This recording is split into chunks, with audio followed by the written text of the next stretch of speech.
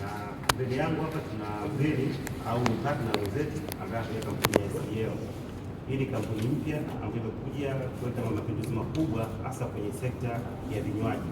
Tunasema ni Simba Beverage Tanzania Limited, ambao kimsingi hawa ni wataalamu au kampuni ambayo imekuwa ikisambaza au kutengeneza vinywaji mbalimbali vyenye ladha tofauti, na walikuwa wamejikita zaidi katika nchi za magharibi, kwa nchi za magharibi, baadaye wakaja Kongo, na mwaka huu wakaona vema waje Tanzania ili kuja kuleta bidhaa zao, lakini pia kuja kutoa fursa kwa Watanzania, kwa sababu tunajua kwamba unapokuwa na bidhaa haishii tu kuweza kuiuza, lakini pia kuna watu wanapata manufaa na ajira pia. Na kwa kuona ni vema, hawakutaka tu kuleta product, wakaja na kuamua kujenga kiwanda ambacho kiko maeneo ya Kibaha, ambacho kinafanya kazi kwa maana ya kuzalisha kama unavyoona mbele na kinywaji, na hiki ni sehemu tu ya vingi ambavyo vinakuja. Kuna almost variety 16, na walipofika basi waliingia makubaliano na kampuni ya Kavido Company Limited ambayo ni mkurugenzi wake, tuweze kuwa na ushirikiano moja kwa kuweza kuwatangaza kwa njia mbalimbali ambazo tunazo. Sababu moja ya activity ya Kavido ni kufanya matangazo sio tu ya kwenye online, sehemu nyingine na kuweza kudesign njia mbalimbali za kuweza kufanya marketing hasa kwenye mitandao ya kijamii, lakini pia tuwasaidie katika promotion, na tumeshaanza zoezi. Mwezi unaoisha tulikuwa Dar es Salaam katika maeneo mbalimbali, na tumeanza na kinywaji kinaitwa Vini Korobloka. Hiki ni kinywaji ambacho kimekuja Tanzania, ni cha kipekee. Hakuna kampuni yoyote Tanzania ambayo inatengeneza aina hii ya kinywaji. Tumeweza kuona makampuni mengi yakitengeneza ladha mbalimbali za energy, yako mengi, lakini hawa SBL kwa maana ya Simba wamekuja na idea tofauti.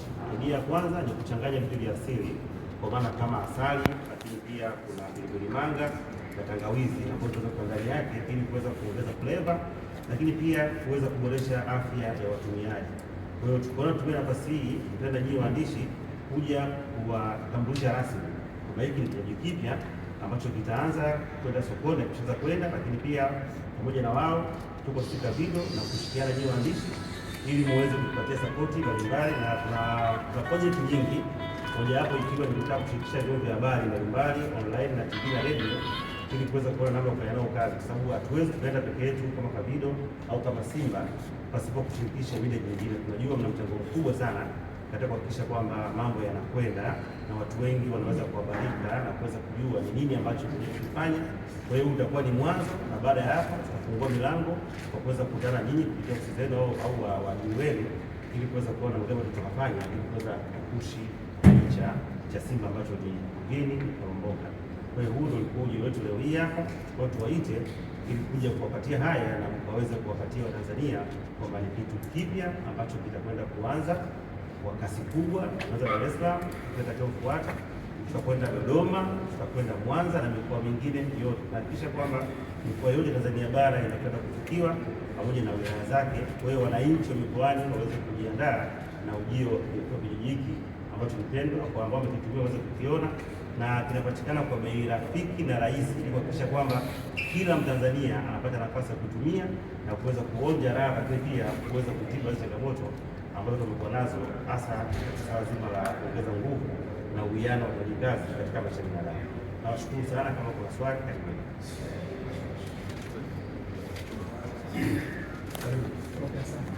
Asante kiongozi, naitwa Gereza kutoka KKB. Na kinywaji kingine kinaitwa kombucha. Kingine kitu kama hivi.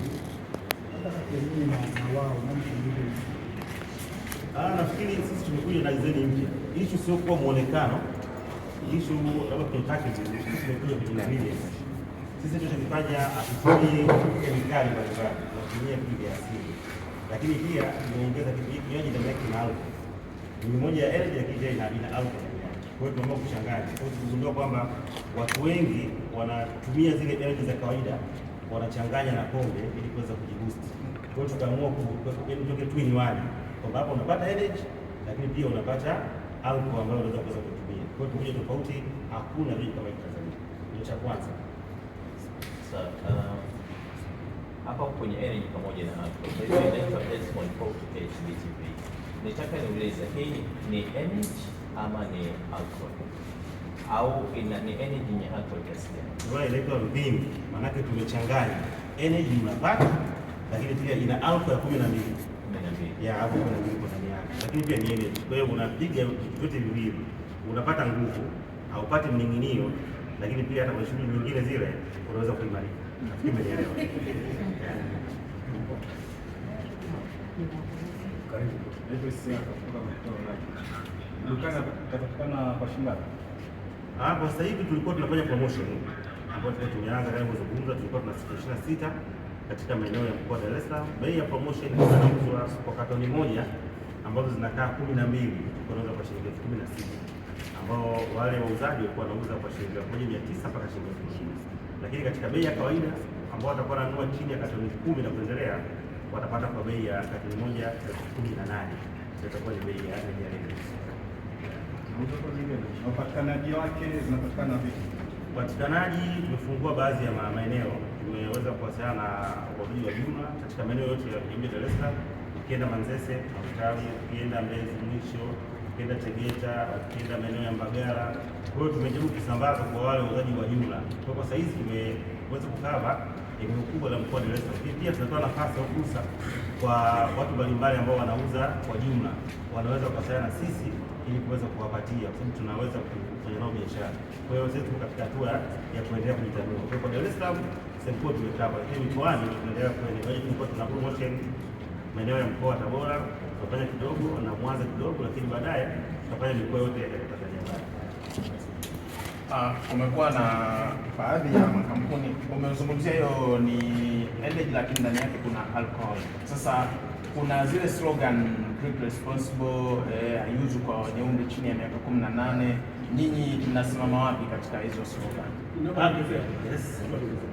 Inaonekana kuna nyingine wanasema kwamba utakuwa umri moja au mbili kabla. Sasa hii mechi ya kwamba sasa hii mechi na ile tunaona baada ya kuchanganya kwenye pombe katika timu labda tofauti yake au nyingine.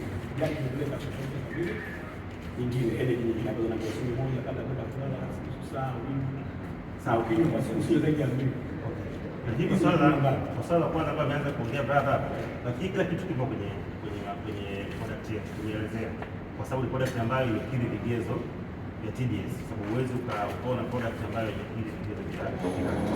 Kwa hiyo imeandikwa, na kama ina alcohol obviously unafahamu kwa miaka 18, lakini kama ambavyo imekuwa ni bia nyingine, hata tukikwambia nyingine uje moja tu, unaona utakunywa kutokana na kiwango chake. Na mwingine anaweza kupiga 200, 3, 4, 5, lakini hapa alcohol iliyopo ni 12. Kwa hiyo ni uwezo wa wewe kuweza kujipima sasa kutokana na akili yako iko vipi.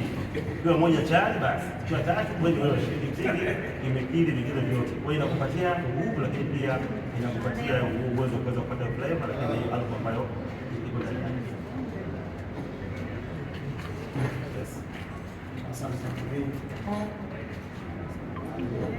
Mimi naitwa Sina Bora ya Kisa.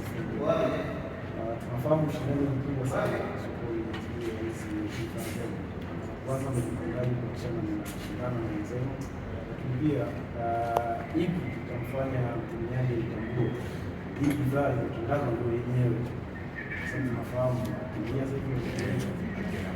Nafikiri jambo la kwanza kwa swala zima la ushindani, tunafahamu biashara ni ngumu, makampuni ni mengi, ndio maana tumekuja na idea tofauti. Hiyo tu uwezo wa kuchanganya kati ya energy na kuweza kuweka alcohol, lakini pia kutumia vitu vya asili. Tunakwambia tumeweka asali, tangawizi na black pepper kwa ndani yake. Mpaka hapo tayari tunaweza kuongeza cha ziada, lakini pia kuweza kuchanganya kati ya energy pamoja na hiyo alcohol. Kwa hiyo mpaka hapo maana yake tunakuja tofauti, lakini kwa maana ya kutambua, ukiangalia chupa yetu hapa juu ina nembo hiyo, lakini wote mtapewa baada ya hapa. Utapewa kama utaamua kunywa, utajua mwenyewe, unaamua kupewa utaona. Na pia tumeendelea kutoa elimu kupitia mitandao ya kijamii na kupitia redio ili watu waweze kufahamu pindi Kolomboka inafananaje na ina uwezo gani wa kufanya kazi. Kwa hiyo tutaendelea kufahamishana, lakini pia ukiona kuna bidhaa feki usisite kuweza kutufahamisha, lakini pia hata mamlaka, kwa sababu ni kosa kisheria kuweza kutoa bidhaa ambayo inakuwa haijasajiliwa. Kuna swali kwa upande wa mama hapana, hakuna madhara yoyote. Kinywaji ambacho kikiwa kina madhara kisingeweza kuruhusiwa na mamlaka husika. Kipo vizuri, na mpaka sasa tunazungumzia kipo sokoni. almost mwezi na hatujapata kero yote, isipokuwa tu watu wanaendelea kuvitafuta kwa wingi ili waendelee kujiboost na mambo mengine yaweze kuendelea. Narudi tena, nilikuwa nataka niulize, kuna aina zingine za pombe hizo alcohol huwa watu wakitumiaga wanakuwa wanakosa appetite ya kula. Je, hichi kinywaji kilichokuja cha Nkolomboko kina tabia kama hiyo? Kinywa usikia appetite ya kula chakula? Nafikiri mimi pia ni mtu wa sayansi pia jamani. Sio tu ni mchambuzi au mwandishi, mimi pia ni mwanasayansi. Issue ya kuweza kupata allergy au appetite wakati mwingine inategemea na nasema ile metabolic activity, zile kazi mwili ambazo unazo, na zitakuwa ziko tofauti kati ya mtu mmoja na mtu mwingine. Kisha kusema tu kwamba kinywaji ambacho kimepikwa kwa ubora wa juu na kimesindikwa kwa siku 30 kwa kutumia vitu vya asili na kimefikisha kwamba kina ubora ambao unaweza kumfanya mwanadamu yoyote aliye kamili aweze kutumia akaburudika na akaweza kupata furaha. Kwa hiyo ikitokea kwa changamoto hiyo inakuwa ni issue ya mtu mmoja mmoja, kama nilivyozungumza kwamba tunatofautiana. Mwingine hata akisikia tu harufu ya kitu ya bia anatapika, si ndio bwana? Kwa nafikiri hiyo ni swala la mtu mmoja na mjikiki msiko, maana kinywaji chetu ni miongoni mwa vinywaji bora ambao tunajivunia. Ndio watu kuja kwenu kutaka Watanzania waweze kufahamu na kutumia, wao miongoni mwa watu ambao watakwenda kunufaika, na kwa wale ambao na changamoto nyingine zile pia unaweza ukajaribu. Samahani, nimerudi tena kiongozi. Umeongelea kwa upande wa kinywaji, labda kwa upande wa pili, labda mnaigusa vipi jamii, labda kupitia labda kudhamini michezo au kupeleka labda vifaa tiba kwenye hospitali kwa watu wasiojiweza, labda kwa upande huo nyinyi kama vile SBL Simba Bima Tanzania mnaigusa vipi jamii kwa upande? Nafikiri swali lako ni zuri. Miongoni mwa malengo ya kampuni yoyote kubwa ni kuweza kutoa hizi bidhaa zake, lakini pia kuweza kushirikiana na jamii. Hata hii yenyewe kuja hapa kana nyinyi, maana yake ni ushirikiano tunautaka. Tungeweza tu kuamua tu kuweza kuipeleka sokoni na kuweza kuuza. Kwani kuna kampuni ngapi ambazo zimefanya promotion zake bila kukuta waandishi? Kwa cha kwanza hii yenyewe ni ushirikiano, lakini pia tutaendelea na wakati mwingine ni mashirikiano. Tunapanda ambao tuko nazo na tushapata request nyingi, walikuja watu wa ngumi, watu wa riadha wakitaka tuendelee kuwadhamini, na tumeendelea kufanya nao mawasiliano na tutaendelea kushirikiana nao. Na sio wao, hata nyinyi waandishi wa habari tunajua mna vifaa vyenu, mkija mna wazo wenu, tunaweza kuichakata, tutafanya kazi. Kwa sababu lengo letu ni kwamba tutatengeneza mahusiano mazuri baina ya sisi jamii, lakini pia na watu wa media. Kwa hiyo kwa swala la mahusiano, milango iko wazi. Kuna jambo lolote ambalo unalo, tuko pamoja, tuwasiliane, tunaweza kuitatua. Jamaa na swali tu anazipa kwa majina, naitwa Charles Michael kutokea Gorilla Media. Bana, mzungumzia pia masuala ya uwekezaji, yani kusambaza zaidi katika biashara, wafanya biashara.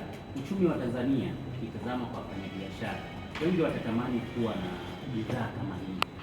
Itawafikia vipi wale wenye asilimia chache na wanatamani kuwa nao kwenye biashara yao wao? Yaani hichi kinywaji wanakitamani. Umeweka asilimia ukisema kwamba 18,000 kwa 16,000, baadhi ya mzigo kuwa juu na wengine kuwa, kuna mwingine anatamani hata katoni 2, unamfikiaje na hana kipato zaidi? Nafikiri kwenye mambo ya marketing kuna chain. Wale watu ambao ni wa marketing kuna chain. Kuna wale tunasema wale wasambazaji wakubwa, kuna wasambazaji wa kati, kuna yule wa mtaani mpaka yule mtu wa mwisho. Wote wanapatikana. Hata ukienda yule ambaye anachukua katoni 1,000 hawezi kuwa sana kama anachukua katoni 30 na ambaye anachukua katoni 1. Sawa. Ndio tunasema kwamba sisi kwa wale ambao wanachukua mzigo mkubwa tunawafanyia 16,000. Lakini katika ile kawaida 18,000. Kwa hiyo anza kaenda kwa mangi ziko kutongana na maneno mengine, ukachukua moja kwa 18 au kaenda kuuza. Sababu ndio taratibu yetu, biashara imekuwa ni ulia. Wakati mwingine huwezi kumbana mtu. Ndio mwingine atakuuzia 19,000, mwingine atakwenda labda 1,900, mwingine atakuuzia 2,000. Kwa nafikiri ni kufuata ile chain ya kufanya biashara kutokana na uwezo wako na eneo ambalo upo, basi unaweza kufanya biashara. Mimi naitwa Rashid, natoka Kajenje Remedi. Swali langu lilikuwa kwenye hiyo vini sawa, hiyo Nkolomboko. Najua mtaani huwa tuna tabia kubwa sana kutaka kujua ni nini. Hiyo Nkolomboko mtu aiache tu kama ilivyo au ina tafsiri yake? Nkolomboko ni neno la Kikongomani. Sababu hii bidhaa imepata nguvu sana Kongo. Na Nkolomboko Kikongo, kama nitakuwa sijakosea, ni kama ni mfalme wa mji. Yaani ni yule simba, yaani yule mwenyewe ndio mwenye mji, mfalme mwenyewe, mwenye eneo lake. Ndio maana ya Nkolomboko. Kwa hiyo ilianzia Kongo, na ukienda Kongo ukiwatajia hii bidhaa ni miongoni mwa bidhaa pendwa sana, lakini pia tutakuja na alivyozungumza, tutakuja na bidhaa nyingine nyingi, yaani sio tu hii moja, tutakuja bidhaa nyingi ambazo katika staili ambayo Tanzania haijawahi kuona hiyo kitu. Tutakuja kuleta mapinduzi makubwa ya kuleta vinywaji ambavyo vitakuwa vina ladha tofauti katika muonekano na muundo tofauti. Kwa hiyo huyu ni Simba mwenyeji, yaani mwenye mji, ndio maana Nkolo Mboka.